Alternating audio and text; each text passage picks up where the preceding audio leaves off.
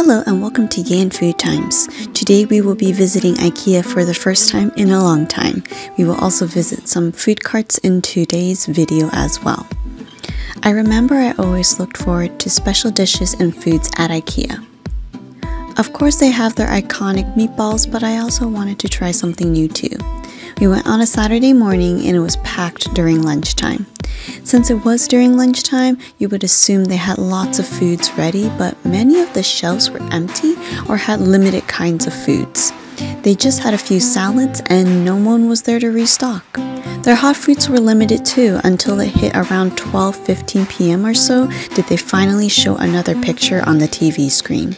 So those who got food prior to that probably didn't get the chance to see what it was.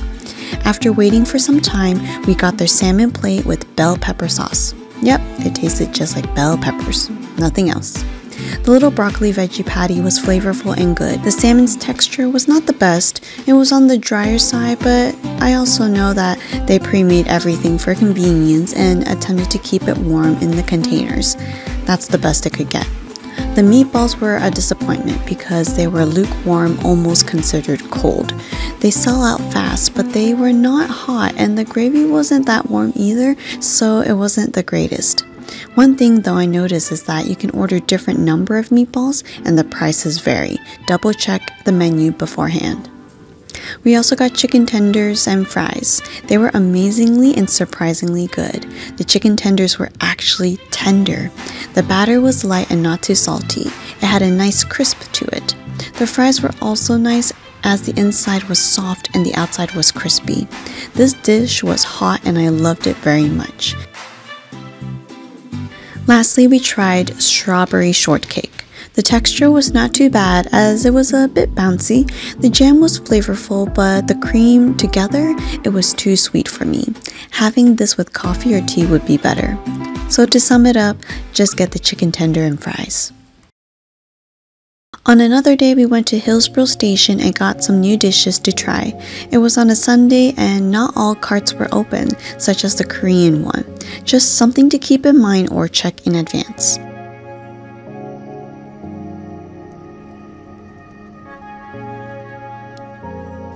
I went to Eurospot and got the lamb sage again because I wanted my parents to try it as well. It was just as good and it was piping hot. I called it a savory lightsaber and my parents also enjoyed the flavors and spices. There was also a spicy sauce, but I thought it was flavorful enough.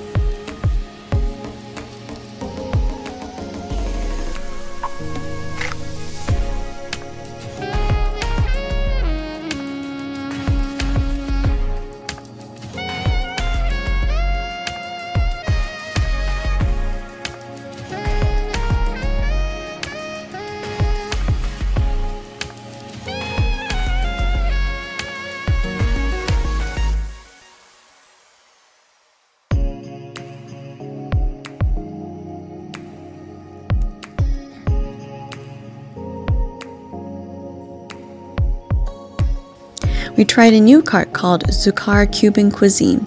I never had Cuban cuisine before, so I looked forward to it. Paella de carnes for $16. Yes, it was a little expensive if you just look at the price, but they provided a generous portion.